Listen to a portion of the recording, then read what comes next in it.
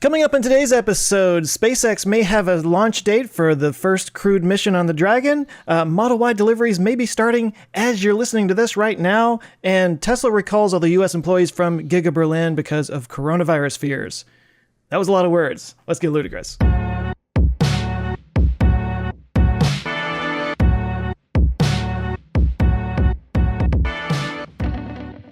Hey there, and welcome to Our Ludicrous Future. This is the podcast where we talk about all the cool future stuff that's happening right now that will keep us quarantined for 2 weeks. I'm Joe Scott with the Answers with Joe YouTube channel, and with me today is Ben Solons. What's up, guys? It's Ben Solons from Teslanomics, and we are yet again Timless. He is on the road, it looks like. And I believe he's back in his actual car. Yeah, I think he got his car back. So that's a good sign. I think he said he was getting the Hardware 3 update too. And a new battery. Maybe they gave him the bigger 100 kilowatt hour battery that we've all heard rumors of. I don't know if we need that. Maybe they gave him the cold gas thrusters too. Yes. Yeah. The SpaceX package. He's got the SpaceX Model 3 package. He could just like text Elon, yo dog.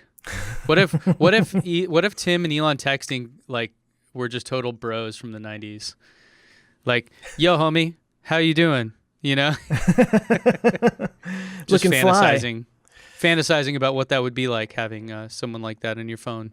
So. I am tempted to do a YouTube video that is set in the 80s or like maybe the 90s, like set in the 90s, because I still have an old Super 8mm video camera, like somewhere around here. And I was thinking I could actually record on that and make the video out of it and dress in 90s clothes, maybe like redo all this to have 90s stuff on there. I don't know. Yeah. You'd have to get like a Walkman and stuff like that. Make sure the date is like, burned into the screen. Have your AOL disc in the background. Right. Remember I was... like what YouTube would be like if it was around in the 90s. Do you listen to Joe Rogan a lot? Not a lot, but some, yeah. He had this guy on, I think his name was Adam Cummings or something. I don't know. And he's like the father of podcasting. Have you heard of this guy? Oh, wow. He's apparently like the first one to create a podcast. And he even like in the launch of the iPhone, or no, the launch of iTunes, Steve Jobs is on stage, pulls up his podcast on iTunes as the first podcast on iTunes, whatever. And he was talking just a lot about how insane things have transitioned just even in that short period. And one of the things he said that was funny was cable modems. Like we think of cable modems now as like high-speed broadband, but the idea originally wasn't that it was higher speed. It was just that it was always connected. Mm-hmm. So you never had to like dial up and take up a phone line. Like it wasn't faster. It just always was there. And it's like that was mind-blowing tech at the time. Yeah. You know, having an always-on internet connection. It's funny you say that because I just read an article the other day about how, I guess, Verizon is the name that's in my head for some reason, but it could have been somebody else. But this major phone company is finally like stopping dial-up because there's still millions of people that are on dial-up out there. Right. And they're kind of like, look, we can't service this anymore, so they're just cutting out that service. Well, that's like I think Netflix still sends DVDs out. Right. Like you can I still have one. Up. I've got one sitting next to my TV down there that's just been I don't even know what it is. It's just been sitting there forever. Well, and what was the story you told us of like you have the DVD of the movie on your media center. But you're too lazy to go get it, so you're gonna buy it from iTunes or whatever. Done it. Dude, WALL-E is the best, most accurate science fiction predictor of humanity. So. Yeah. Like we are seriously headed there. Adam Curry was his name. If you guys want to go look that. Oh, Adam Curry. Yeah. Adam Curry. Yeah, he was an old MTV VJ back in the day. Oh, was he? Yeah. Okay. Unless it's a different Adam Curry, but I think it's the same guy.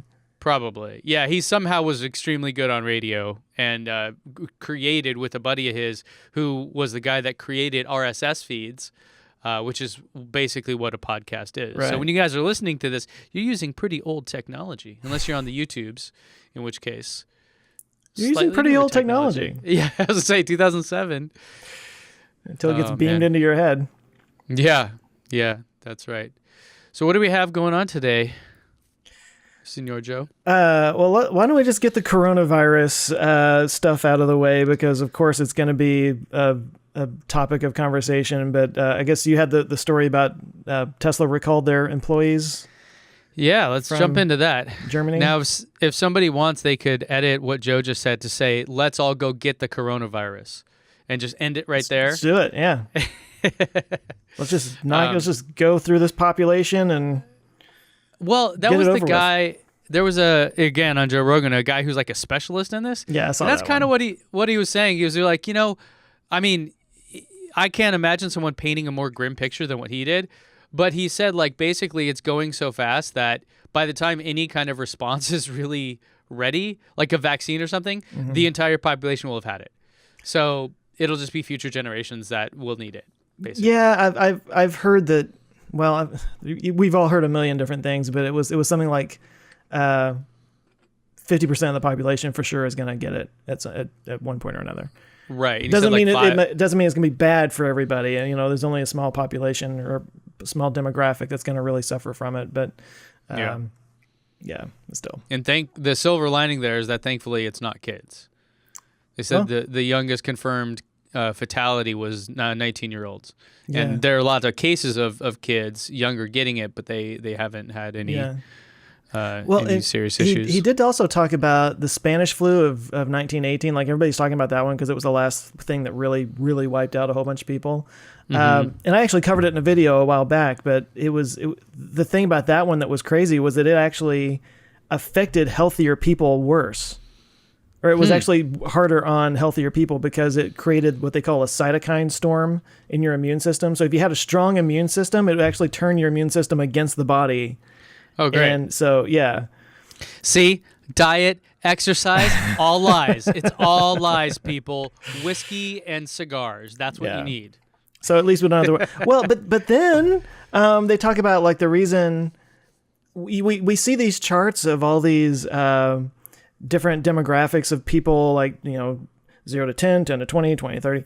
And it's always like the 80-year-old plus is like 14 to 20% like death rate. But they were saying that a lot of that came from China, where older people, especially older men, smoke a lot. Yeah. Yeah. Because they said for women who didn't smoke of that same age, it wasn't nearly as bad, right? Yeah. But that guy on Joe Rogan was saying that the problem in the U.S. is obesity. Like, that's going to be that's what's, I guess, causing the immune issues with people over here. But yeah. The coronavirus is a body shamer as well. Great. It's not body positivity. It is positively going through your body. I saw that Tatiana McGrath posted that account. Like, as a vegan, I embrace all living things, and a virus is a living thing. So I, for one, am for the coronavirus. The first time I started seeing tweets from that account, I was like, is this real? Yeah. Because it wouldn't surprise me if it was real.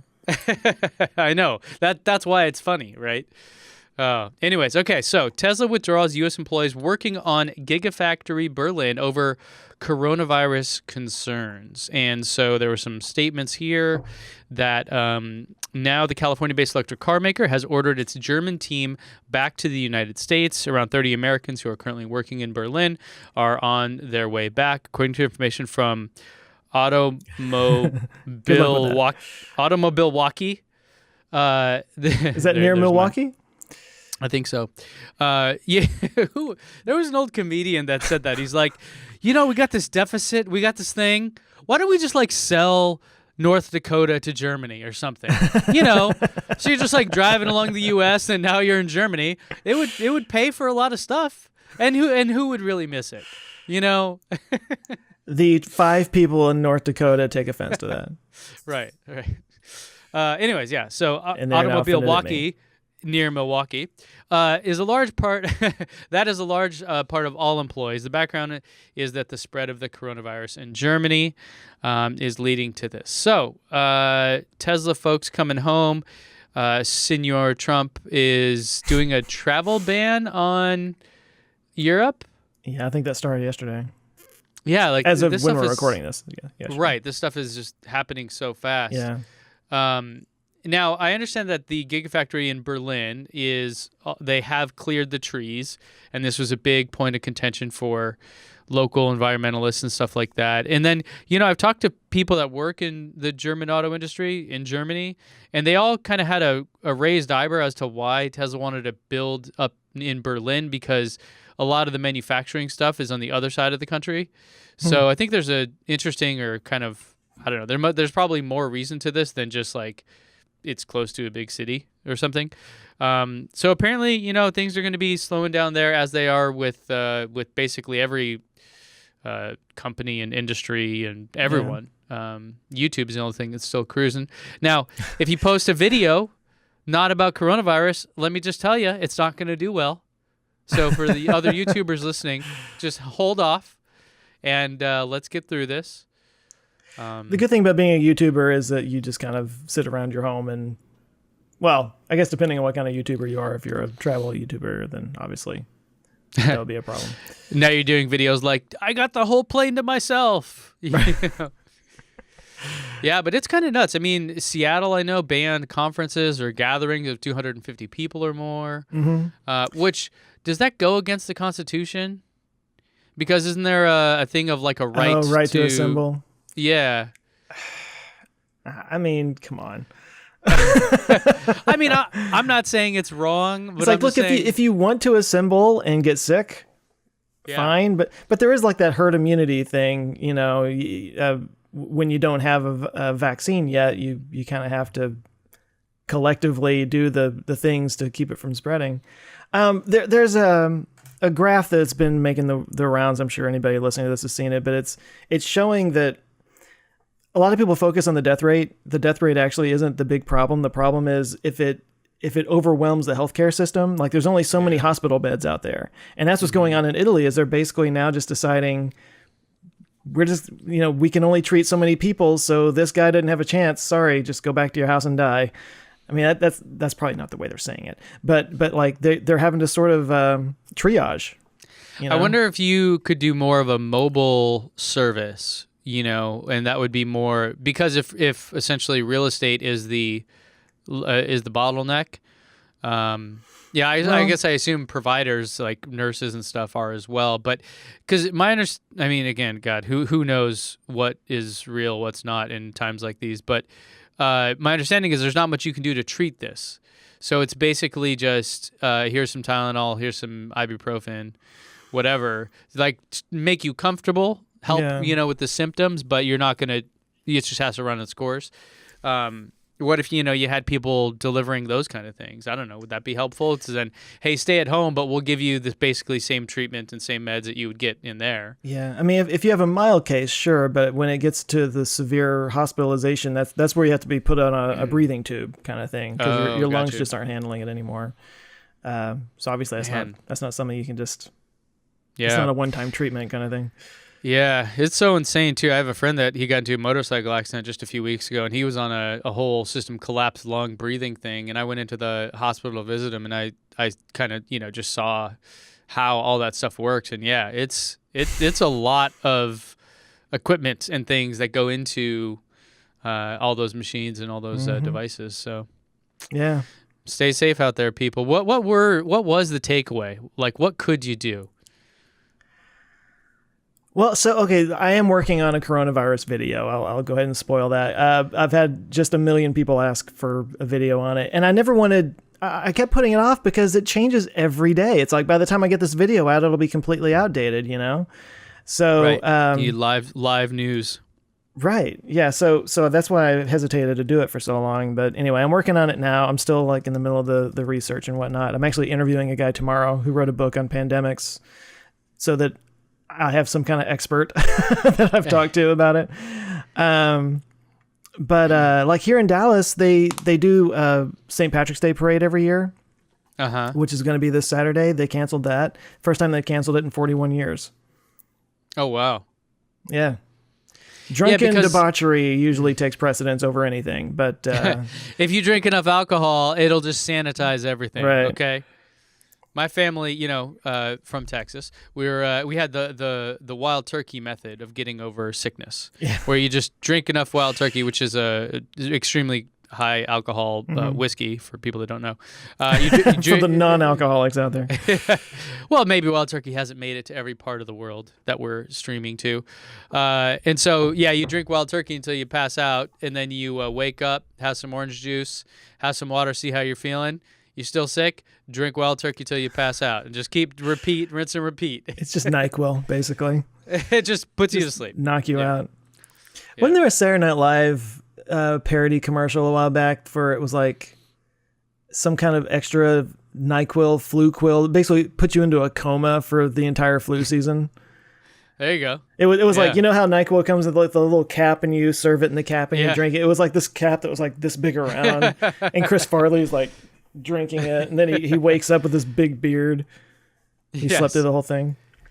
It's like the I'm only gonna have one glass of wine a night, and they have the glass which fits in an entire bottle. Yeah, right. Oh man. Well, do what you can, people. Try to avoid making out with random people on the street. That's probably not once in your life. Avoid doing that, please. I was saying to my wife earlier, there's never been a better time in history to have to stay in your home for 2 weeks straight. I mean, you can watch any movie in the world that you want. You can get food delivered to your door and everything. Like, Well, and in a way, that's just my life. So that's the weird thing. Yeah, you're like the introverts. When I've been planning my whole life for this.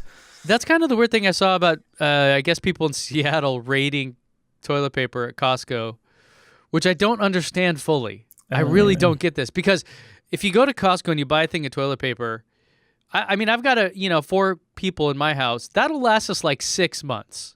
Okay? Like how important, like, I don't get it. I don't know. This is where the robots need to be delivering things to our house and all that, because, Yeah, I don't get the toilet paper thing. I mean, food, beans, rice, that kind of thing, sure, Right. Toilet paper doesn't make sense to me. Yeah, I don't know. How much do you really need? And I use a lot. So, anyways, speaking of deliveries of things, well done. The Modelo Y, or Model Y for those that don't speak Griega? Spanish. Y? Mm-hmm. That's a Spanish word for Y? It's the letter Y, yep. Oh, okay. X is X, Y, and Zeta. So, or Theta. That's far too many syllables. I know. It's like izquierda for left, izquierda. Right? Yeah. Derecho, izquierda. Derecho. Now, as I'm pointing right. Derecho means right, which this is something that always confused me about. This is a Spanish tangent. You're going to have to wait for the Model Y news, okay? Tangento. Yeah.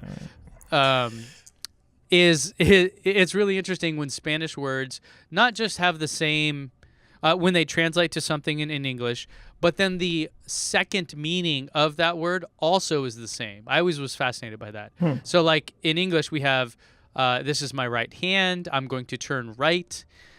Also, I have rights as a citizen. Those derecho means all those same things as well in Spanish. So you'll see at the bottom of like a website or something like todos derechos reservados, like all rights reserved. Right. And I'm like, and I'm reading it going, oh, derechos, like it really means the same thing. Like it's always fascinating to me. Like, wait a minute, because how is it that the same word happened to mean? It just seems like a weird coincidence. So languages just kind of interbreed, and it's fascinating. I love what is it? Is that called? Is it called etymology or something, like the study of language? How it? I will draw a blank on that one right now. All right. Not drawing a blank are Model Y reservation holders. And reportedly from our friends at the Tesla Roddies, Tesla Model Y customers confirm delivery dates for this Friday, March 13th, Friday the 13th. What a lucky day. And if you're listening to this, and you're not one of our patrons listening live in Discord, that this probably is Friday, March 13th when you're listening to it. So, hallelujah. That's awesome. So somebody posted on some Facebook groups, which I always, I'm skeptical when it's like, there was a thing recently about somebody on Reddit that said, oh, I got confirmation delivery this Wednesday. And then, boom, article goes up. You click on the guy's thing on Reddit, account deleted. You're like, oh, okay. So I wouldn't be shocked if employees are getting them, or maybe have already got them delivered. But here we are, 10 a.m. this Friday for someone that posted in the Model Y. This is West Coast deliveries, but also people in Canada are receiving confirmation. So there's lots of photos out there of hundreds of Model Ys on trucks making their way down to the SoCals. Interestingly enough, most of the units here were the performance variants with these Uber Tine wheels, which Uber Turbine? Uber Turbine? Turbine. I don't know how you say it. How do you say that? You kind of went into a Swedish chef mode for a second there. Herdigerberderber. Erpaderp. So if you look at the so if I'm on the Model Y order page, you have these 20-inch induction wheels. Pretty sweet. I actually really like these. And then if you go performance, then you can add a performance upgrade. And then that's where these Uber Turbine. Or actually, it has an umlaut, so wouldn't that be Uber? I never know what that means. Because U is just the normal sound of a U. U, I don't know, man. Our language is weird. English is such a, how are there never accents over letters except for randomly like this? And it basically just confuses the hell out of all of us. Anyways. I'm actually glad because I never can figure out how to put those on there when I have to put them on the computer. Yeah. Tildes and whatnot. The only ones I do are when I'm typing in Spanish, right. Because they do mean... It can change the meaning of the word. So if you look up ano, A-N-O, like Feliz Ano, is not the same as Feliz Año, which has an Enye. Mm-hmm.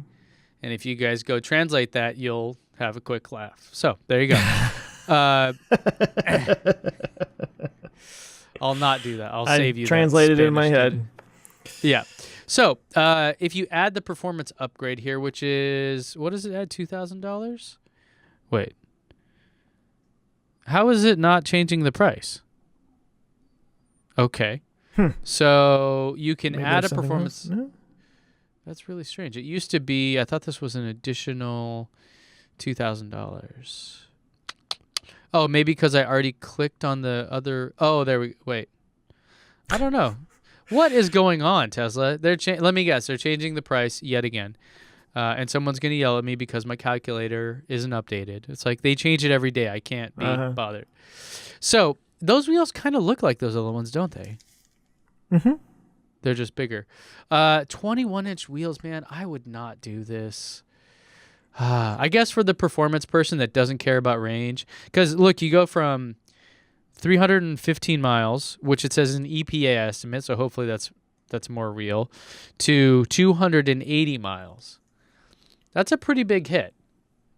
But I guess if you're getting the performance car, you're not getting it for utility. Your focus isn't like long-range driving or anything. So anyways, if you're curious about trying to get yours early and you have an extra, I don't know, $9,000 or whatever it costs for the upgrade there, that may be a good tip for you. So looks like I'm going to be doing some push-ups here pretty soon as well. Mm-hmm. Still hasn't happened yet, but I hope it happens, and I hope I have to do push-ups. So it's 100, right? Yep. And you do like 150 on a normal day, so you're actually going to slack. I'm going to scale it back. Okay. Yep. I remember when I was working at this online education company, we had to fill out a form for some health thing about like our daily routines, blah blah blah. And at the time, I was super into CrossFit and like just crushing it, you know. And it was like, how many how many days a week do you exercise? I'm like, 6. And it's like, oh, okay, well, how far do you run during those times? I'm like, probably 3 to 5 miles every time. And then, okay, our recommendations are to go for 2-mile walks 3 days a week. I'm like, so you want me to scale back by like a huge amount? And I emailed them. I'm like, this is the dumbest thing ever. And they're like, oh, sorry. I'm like, your thing says artificial intelligence machine learning. And you basically have like an if then else statement. And I bet it like 90% of the people just recommends the same crap. Yeah. Marketing. So Model Y's happening. You broke the system with your biceps. I know. Or like, the idea is everyone always wants to lose weight. Unless you're like really, really thin and can't put on weight, then you don't want to lose weight. So what does your system say about that, right? Yeah. Yeah. More we burgers. need smarter things. Oh, speaking my language. So, you're not getting a Model Y, right? I think Tim is. Nah. Yeah. Nah. Yeah. I mean, nah. I can see why Tim wants one though, because he travels a lot and he has a lot of equipment and all that. That makes sense. Makes a lot of sense. Yeah. I'm more the kind of person that buys a car and just kind of keeps it for a long time. Unless something goes wrong or it's not meeting my needs anymore or something. Right. But yeah, I think the plan currently is to sell the X and then have the Y, and then I'll drive the Model 3 as a daily driver, and Jenny will have the Model Y as her kind of forever car, whatever. Mm-hmm. But I always say that, and then like a year later, I'm like, let's get a new one. I really am looking at and would love a Model S, though, eventually. But I'm not going to like go buy a newer Model 3 or something like that than mine. Like, I don't see the benefit at all. Is she getting excited about the Y? Having a forever car? No. No? No, she doesn't care. She hates the Model X, absolutely hates it. And so this will be better than the Model X for her when she has to drive it. But she doesn't care. She's just not a car person. She's like a very normal person that's like, oh, it's a car, Yeah. And the fact that it's so similar to the Model 3, it'll just be like slightly better than the Model 3 to her. So she's like, okay.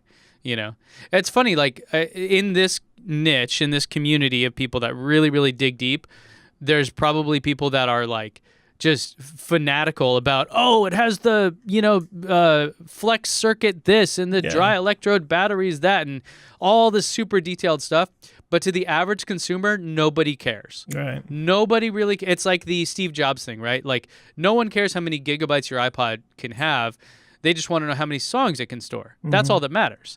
So I think there's a lot of that when we get into these things, right? Like I love geeking out on that stuff, but I don't really talk about it on my videos because generally I'm trying to show the world and tell people about, look how awesome these cars are. And I'm going to lose everybody if I go off in some tangent about, why this battery technology is better, because to the general population, they do not care. All they want to know is, does it work? Right. And is it better and whatever. So. Will it get me there? Yeah. So I would say, Jenny's very much in that camp of like, okay, so it has basically the same range. Okay. It looks basically the same on the inside and, drives very similarly. Okay. How about but it has an automatic trunk and hatchback. Okay, that's good. Like those are things she would be, excited about. Everything else is like, don't care. So. Yeah. And I think that's true. I think most people are like that. Yeah. As long as it fits their needs and doesn't leave them stranded on the side of the road, they're good. Yeah. So speaking of fitting needs, it sounds like SpaceX is going to be sending some people up. That did not work at all. I was trying to find a good transition myself and failed. So I'm not putting that on you. Okay. Well, hit me with it. So we've been following SpaceX for a while with their, hang on, is this the right? I'm so bad at pulling things up. Why do I even do this? Okay. So yeah, SpaceX has been testing out the Crew Dragon, and we've been following that for a while. And is this showing my entire screen? Yeah. I suck at this. I see Audition. If you guys are wondering what we record with, Adobe Audition, not sponsored. That's interesting to you. Holler at us, Adobe. There we go. So Gwen Shotwell, El Presidente of SpaceX, an awesome human being, she announced, I don't know how casually this was, but they were at, the 2020 satellite conference in Washington, D.C. just this last week.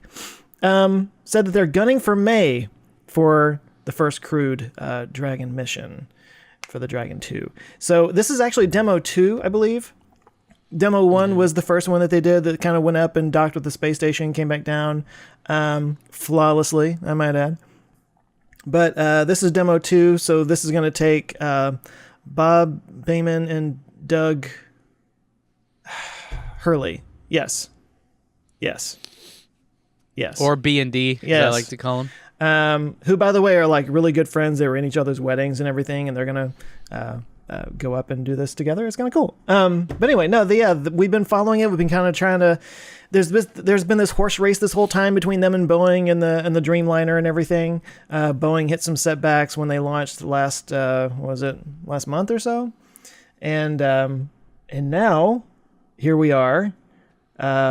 Tesla, or almost said Tesla. SpaceX seems to have a time. They're looking at May.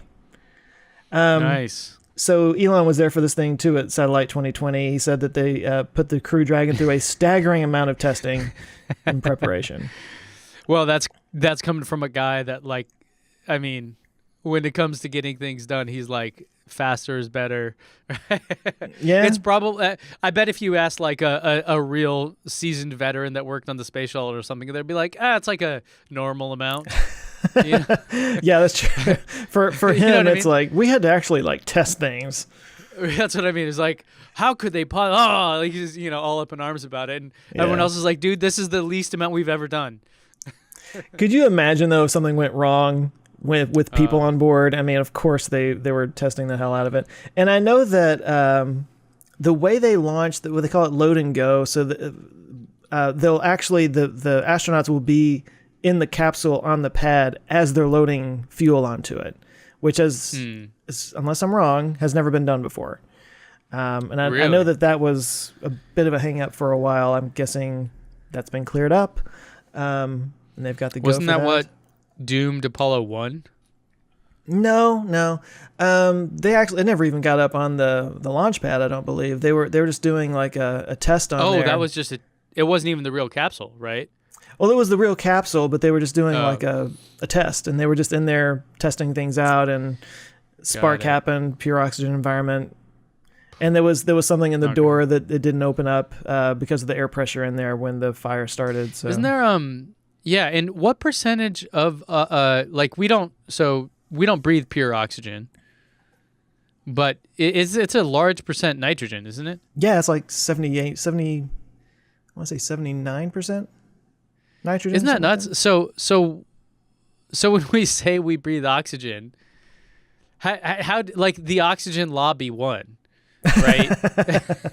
if what we're breathing is 78% nitrogen, I feel like the correct way to say it would be we breathe nitrogen. Well, we breathe everything. It's just the percentage of it that's oxygen is about 20%, I think, something like that, 15 or 20%. Right. But if we're like, hey, let's look at the Mars atmosphere, can we breathe it? The thing we should be interested in is nitrogen. So it's funny you say that, because somebody did ask me on Twitter, and I don't think I ever responded to them, so sorry, dude. But he was basically making the point that like when we go to Mars, we can make oxygen from the CO2 that's in the atmosphere. It's like 95% CO2, but it's only 1% the air pressure, so it's not as much. But the question was, are we going to just pressurize all of the environments in Mars with pure oxygen, or what else is going to be in there? And if we do, want to emulate the same thing here on Earth, there would be a whole lot of nitrogen we would have to take up there, and there's not any nitrogen, as far as I'm aware, on Mars. So where's that going to come from? And I was like, that's actually a good question. I can't imagine that they would pump up nitrogen. They would probably just do like did you read Artemis? The Andy Weir book? Yeah. So he talks about on that one that they actually it's a pure oxygen environment, but it's very low pressure. Mm-hmm. So, and it talks about different issues that come up because of that. So I'm imagining it might be something like that on Mars. Yeah. But it's an interesting question. Yeah, right. Because there are so many things that are just given our like common knowledge, I guess. But when you look into it, everything. There's so much more nuance to anything you think you know. Yeah. But some of those things are really like that one. Like when you find out 80% of what you breathe is not oxygen, how is it that that's what we say we breathe? Like who won that debate? Like how did I don't know, that's the part that matters, I guess. Or like the plants breathe in CO2 and breathe out oxygen, which is then what we live on. But it turns out it's actually the like dendrites or whatever, bacteria, algae kind of things in the ocean that actually account for like 90% of the oxygen in our atmosphere. Yeah. So the rainforest, for example, has very little to do with any of that.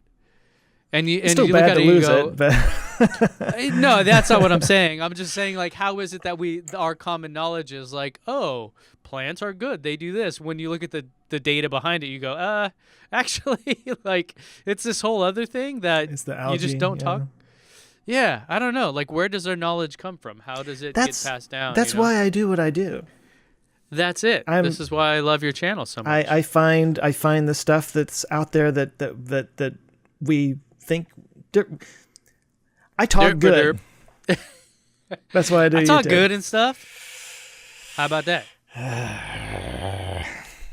Having one of those days. Sorry.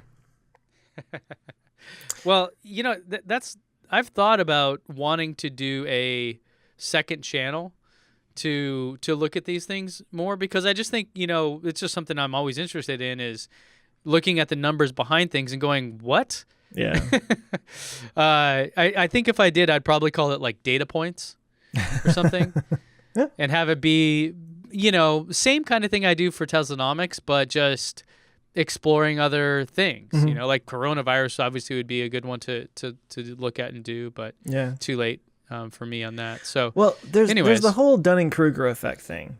And, right. And I'll probably talk about this in my second channel at some point, but the less you know about something, the more confident you are in what you think you know, and then the more you dive into it, your confidence level drops precipitously, because suddenly you realize, oh, there's all this other information out there about this that I didn't know about. That's kind of where I live all the time, like that dip on the way down, because like every time I dig into any topic, you're like, huh? Yeah, I'm just like, oh wow, there's so much more to this than I ever thought, and sometimes it's fascinating. I've got a video coming up on airships. I'm kind of teasing that a little bit. That like once I looked into it, like blimps and zeppelins and stuff, it's a fascinating topic. Yeah, like I'm not going to spoil anything, but it was just like mind blowing every time I turned around. But yeah, I just live in this constant state of, wow, I just barely know anything about this. And that's why I've gotten to where I've become more reliant on experts over time than, a lot of the conspiratorial minded people would be like, oh, you have to do your own research and stuff. And I'm just like, there are people out there dedicating their entire lives to this that know more than you will ever know. Right. Maybe we should listen to them, Mm-hmm. and that's only because I'm always in that place of, wow, I don't know hardly anything about this. And you don't know what you don't know. Right. Yeah, exactly. The unknown unknowns. To quote Rumsfeld. Rumsfeld, yeah. Great. Yeah. You got the known knowns and the unknown knowns, and the known unknowns and the unknown unknowns. Yeah, maybe I'll think about doing that, because I think that's like, obviously the sustainability stuff is great, and I love that what I do on Teslanomics helps the environment, directly or indirectly. And but I would love just to have this extra like curiosity, like, hey, why is it that and I think you do it like it would be kind of similar in the sense of like I could explore anything out there. You do it with humor and bringing it back down to earth and all those kind of things. I would do it from, let's like just look at the data and the numbers behind it. And so every video would be like really heavy on that. So I don't know, if I, find myself with an extra 70 hours a week, maybe I'll consider that, Yeah. That yeah, it's a lot more work than yeah. Yeah. Yeah. Yeah. And that reminds me of something I saw at CES. Why? I don't know, but it does. And that was Speaking of something that nothing. speaking of Fiat, um, they are apparently okay. So I saw this thing at CES. It's a I don't think it's the Fiat 500e, but this is the thing here. It's what is it called? I don't know if it has a name. It's a concept car by Fiat that they demoed or unveiled at CES, and obviously it's a concept car because it looks ridiculous, but the technology in here, besides the cool suicide doors that you see, the technology in here is right underneath this seat. If you guys are just listening, imagine Model X captain's chairs, and underneath them is like a little compartment where a battery will go. And so their technology here was make an electric mini. This is actually quite a bit bigger than the regular Fiat go-kart that you're used to seeing out there. And I know Fiat's a big company. They have lots of cars. Here in the U.S., we basically have one. And so this one is more of like a Mini Cooper-sized car. And the idea is you could actually have several of these batteries. Like imagine you just go home, one's charging, you pop in the new one, and off you go. Kind of like what Tesla wanted to do with the interchangeable battery packs a while ago. But this would be something that was just a lot more, I don't know, a lot more consumer friendly versus like the insanity of replacing a battery pack in a Tesla. And so apparently this is like a real thing. So they're investing in this platform. The idea is that I'm reading from their thing now. The extra batteries are installed underneath the floor of the car by the service network. A sliding rail which supports and connects the batteries makes their installation or removal particularly quick and easy. An additional battery for mounting under the seat is also available. It can be disconnected, put on or charged directly in the user's home or garage, just like the battery of a modern e-bike. So, did you cover this? Maybe bringing it in a video. I think I talked about it in my CES EVs that I found. Because I did see this in some Cool. video. Mm-hmm. With the slide out batteries thing. I thought that was really cool. Yeah. And so this is a thing where, the idea is that the affordable base model would have 125 miles of range. And then, as needed, you can drop in more batteries to get up to 300 miles. Or just keep those extra packs at home and kind of charge them there. I mean, regardless of whether or not this car becomes a real thing or whatever, this technology I think should come. Like I would really like to see this. Mm-hmm. Yeah. Because the only problem I see with it is that, I mean, having actually held modules from Teslas. They're just heavy as sin. Mm-hmm. They are really heavy and big. So it's not, something. If lifting up groceries is tough for you, lifting up 150-pound, let's say, battery module is not going to be. Or maybe they make them smaller and they just stack together, so it's like a bunch of 10-pound ones or something. I don't know. Maybe. Like I think that one of the technical challenges here will be the packaging and that part of it, not necessarily can you stick a battery in there and have it work, But how cool would that be if down the road, like what if this is the answer to the BMWs of the world and Mercedes that have a hard time making long-range batteries? What if it was like, oh yeah, I need an extra 50 miles, just pop that in and there you go. Yeah. And then, hey, 10 years from now, we got a new battery cell that's lighter and more energy dense. Boom, now that 50 miles is 150 miles. Mm-hmm. And you don't have to buy a new car. Like I really like this idea of the interchangeable stuff. Yeah, I mean, when I talked to the guy over at Lithium Works at Fully Charged, he was talking about theirs. So theirs was a lithium iron phosphate, so it didn't have any cobalt in it, but they were modular, so they were made to just like and combine them to get more power out of them.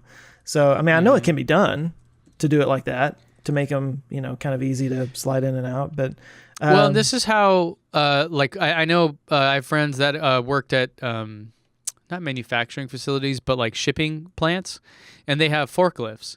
And forklifts, because you're indoors, it makes Yeah. sense for them to be electric. Yeah. And the way it works is they just have batteries on a wall. And when you get in and hop in your forklift, you go grab a battery, throw it in, and off you go. Mm-hmm. And then you take the other one out and put it back on there to charge for the next guy. So, yeah, this isn't like unheard of, or, this isn't some like groundbreaking tech we need. Yeah. I mean, Like, it's doable. it's a cool idea that like you might just kind of go pick those up and put them in for a long trip. And otherwise you might have 150 miles or whatever, and that's all you really need to get around town. But gonna go see grandma. Okay, well, go pop the battery in. You're on your way. That would be, that's actually, I didn't even think about that. So it could just be a, rental of the added battery capacity or whatever. Yeah. Sorry if you guys hear drilling going on in the background. We've got Well, I heard something, but I thought it was building outside of my house. By the way, I wanted to say I saw your video yesterday on whether Teslas will kill the grid. I liked it. It was good. It blows my mind that there's that much extra solar energy that's being. What was the word you used? Where it's like we can't use it right now, so curtailment. Curtailment. Yeah. Yeah. That's amazing. Yeah. Well, and I left then the number in there, the 95 gigawatt hours. Mm-hmm. That actually that's an older number. We have newer numbers, and the newer numbers are looking of 223 gigawatt hours. Now, there was somebody that pointed out a mistake I made in that math. Those numbers I had were per month, and the amount of energy needed was per day. So there definitely was a disconnect a little bit there. So anyways, it was a fun thought experiment. And exploring it, like the idea would be in 20 years when actually all cars are electric, we would have a gazillion more, gigawatt hours of solar energy anyways. But I appreciate that. Yeah, that was one where I'm working, taking a lead from you. I have a writer now that is helping me research things. So, cool. The Model 3 review of a thing, I don't need any help on that. Right. But this was one where like I wanted to dig deeper, and I didn't have the time to spend digging up all these articles. So she's been helping with the in the EV industry for a long time. So it was actually really cool to see that. And that's where I was like, I don't have high expectations for this video. In terms of views and all that, but this is where when like I started doing sponsors, and this helps. Like that's the outcome of that is like, oh, now I can afford a person to help make these awesome videos that I know aren't going to do well. Right. So so thank you, I appreciate that, because that was one where I was like, it's a bit of a gamble, but it's just something I wanted to do. So well, you figured out the trick. Put an arrow in the thumbnail.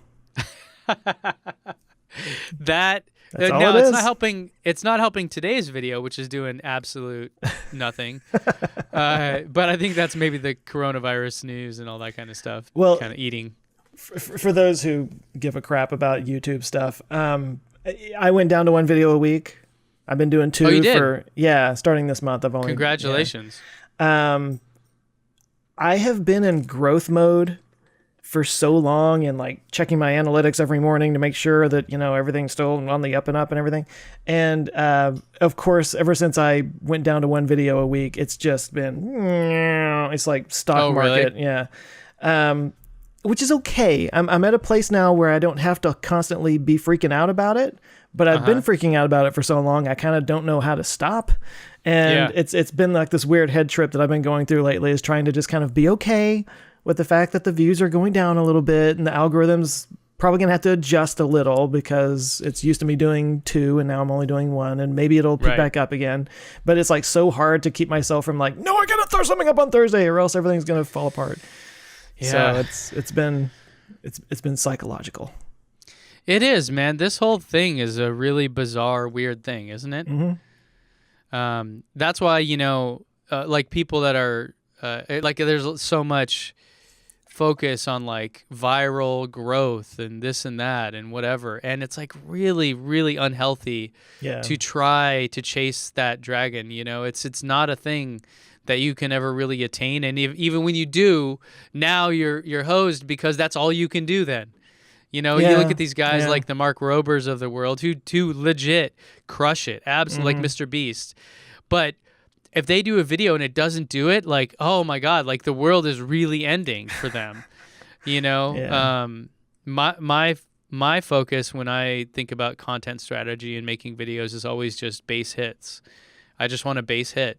You know, that's how you score runs. You get on base. And so I don't care. Like if a video does above average, like, woo, you know, if a video does the below average, it's like, but really I'm just trying to always have like a consistent level of engagement and all that. And the way to do that, I think, is just paying attention to what people want and doing more of it, you know? Well, I'm at this place now, like, again, sort of trying to reframe how I'm thinking about it. I'm trying to allow myself to just kind of free up and be like, you know what, why don't you just focus on doing creative stuff that's fun? Yeah. You know, I don't have to, like, I mean, sometimes to put out 8 videos or more in a month, it's kind of like, I don't really care about this topic, but it might do well. So whatever, let's just throw it together, you know? Whereas now it's like, I'm only doing 4 or 5 a month. So I can be more choosy. I can pick topics that I'm more interested in and that I think are more interesting. And I think the videos are better a little bit. For sure. I mean, and that's what matters. Yeah. And for you, you know, I've not seen you do, other than maybe this coronavirus video, but I've not seen you do a lot of like, you know, timely, topical, like it has, topical stuff. So you have that, and you've obviously been successful at it. So I think, you know, you know, for me, it's very much like the topical, like the timely relevance of something, I think plays a huge factor in whether or not my videos do well. So, but it's funny. I was talking to that guy, Super Saf. Do you know him? Don't know him, no. He's a tech YouTuber from the UK. Super cool guy. Every time we meet up, always have a good time just talking to him. And me and him had this little conversation. I'm like, man, are you ever jealous of people like Casey Neistat or Peter McKinnon or somebody that can just do a video on anything they want? Like, my kid got a haircut. Boom, millions of views. And you're just like, God, like that's it, you know. And he said, actually, no, because they are forced to come up with these things. Whereas in his world as a tech YouTuber, you know there's going to be 20 phones announced. There's going to be TVs announced. Like you know, these companies and the news cycle itself just tells you what to do, basically. So you do your job, you bring your perspective, you know, add in what you add in and make it your special thing. But you don't really have to worry about, you know, whether or not something's going to be interesting because it's generally interesting already. Yeah. So it's kind of like freedom. You know, it's a gift and a curse, because then if you go do some random video about your kid getting a haircut, nobody's going to care. And they're going to be like, what the hell are you doing? You know, so. See, like, and so I kind of go the opposite way. As I'm like, I love finding topics. Like I mentioned the airship one earlier. I didn't. Somebody had suggested it, and I was like, I'll look into it. And then the more I started researching, I was like, this is crazy. Like, I kind of can't wait to put it out, because there's some little wow facts in there that are just going to make everybody just crap themselves. It's crazy. But and there's some new technologies that might actually be bringing it back for cargo as opposed to passenger stuff. Yeah, I'm fascinated about this, because I remember reading some articles or something about how that stuff happened back in the day, and it seems insane. Yeah. So. Yeah. Well, anyway, the fact that I can just find topics like that get my juices going and make me think, wow, this is really cool, and it kind of opens me up to things that I never really thought about before. That's part of the journey for me too. Yeah. That's what makes it so fun, man. So is that what? So next week you have a coronavirus video? No. I'm still working on that. I'm interviewing a guy tomorrow, so it will probably be like the Monday after this coming Monday. Are we talking about what we're working on now? Is that where we are? Yeah, that's where we're at. Well, Tim's not here to give us the rant about some space topics, so you know. I covered SpaceX a little bit anyway. No, next week's video is going to be a little bit of a list video. It's going to be 5 great ideas that turned out horribly, or that went horribly wrong. That's what it is. 5 great ideas that went horribly wrong. Yes, I love it. Like five things that could, you know, end the universe as we know it tomorrow. It's like great. Have I done that one before? I think I have done that one. It's like five. Really? I don't know if it was 5, but it was like, yeah, a list of things that like gamma ray bursts and vacuum decay, things that could just erase the universe in the blink of an eye. Tommy Lee Jones out at Neptune playing with some little reactor Ad Astra. Still haven't seen it. Oh, he's in Neptune? Yeah. They're in Neptune in that movie? Dude, okay, I guess I need to watch it. All right. Did you see Neil deGrasse Tyson tweeting about it? No. Neil deGrasse Tyson needs a show called Neil Ruins Movies. Yeah. Because he is very good at it. I think that's just like what his Twitter account is called.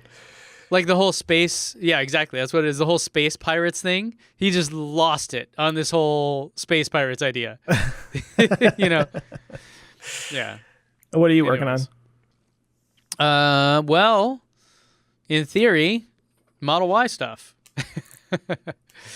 I do have a Model Y accessories video, basically for which this was weird. Did you ever post on the community tab in YouTube? Like it's kind of like a wannabe Twitter for YouTube. Okay.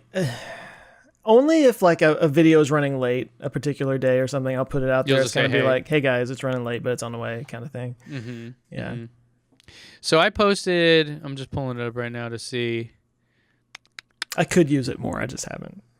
I posted 4 days ago, Model Y delivery starting soon. Who's interested in a video breaking down what I recommend you buy or use once you get it? It got 1.4 thousand likes. That's for, and normally I get like maybe 300 or 400 likes on a thing on the, so I was like, oh crap. So this is like a thing. So I've got that video shot and it's currently being edited. But then hopefully I've got a couple leads on people getting their Model Ys delivered. And so hopefully by the time, soon after this airs, you'll have a first impressions video. And I want to do a Model X versus Model Y video. Yeah. Kind of like a side-by-side looking at the functions of them, that kind of a thing. Throw some surfboards in there, see how they fit. You can probably do a Model 3 and Model Y one too.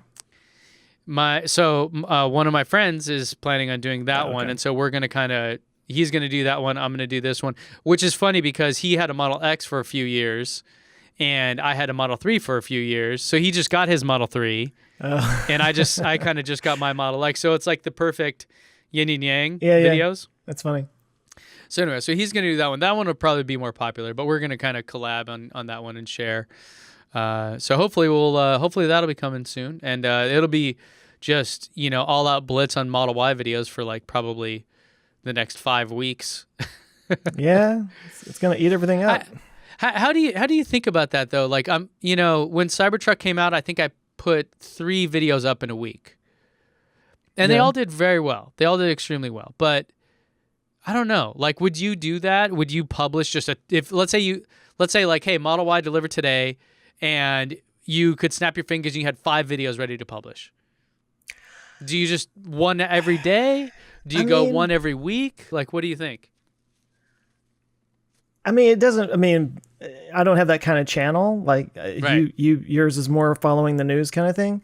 I would say strike while the iron's hot. If Model Y is launching and everybody's talking about it and you have 5 videos, put them out there. Why leave one sitting out there dangling by the time that the news cycle has moved on to something else, Yeah. I know Marquez did that recently with some of these flip phones or some of these new things coming out. Where he published literally 2 videos, like full-on reviews, like a full review video, which is kind of a bigger deal than just first impressions. Sure. Minutes after each other.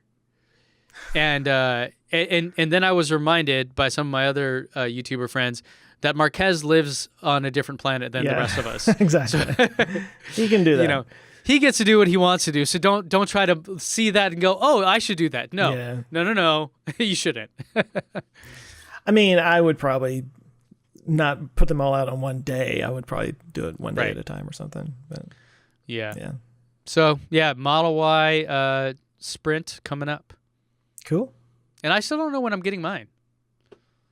Haven't heard anything. I even asked Tesla. They're like, we're being tight-lipped about this one. It's like, come on, man. Where's my... Who is it? Who's that? Shannon Sharp or... I forget. Who's she? Shannon Sharp? Okay. Oh, my God. Fired. You are fired from sports. Oh, I was fired from sports years ago. They don't even let me around it anymore. Well, I guess I won't see you at the St. Patrick's Day party next Nope, week. nope. We should just go have our own, you know? Just go get drunk at a bar. Let's just do that. Just drink at home, man. Now, how There's come that people too. aren't stocking up on alcohol before all this? Right? Because if you're going to be hanging out at home and can't go anywhere, drinking is a good option. And you have to put up with your family? Come on. Drink more, What kids. is alcohol good for? Yeah, that's right. Plus, it sterilizes All right. everything. It'll sterilize your gut. That's right. Well, I think we did it. Hopefully next Yeah, week. Bit of a shorter one this time. Timothy That's all right. Returns. And until then, we'll see you in Our ludicrous future. Hey, thanks so much for listening. If you like what we do and you want to kind of help get it out there, you can give us a nice review on any of your podcast streaming platforms, whichever one you use. That kind of helps get it out there. Also, we do have a Patreon set up, so you can join us there at patreon.com/ourludicrousfuture. You can get your name in the credits, meet a whole other group of like-minded people. It's a lot of fun. We do appreciate it. We'll see you there. Thanks.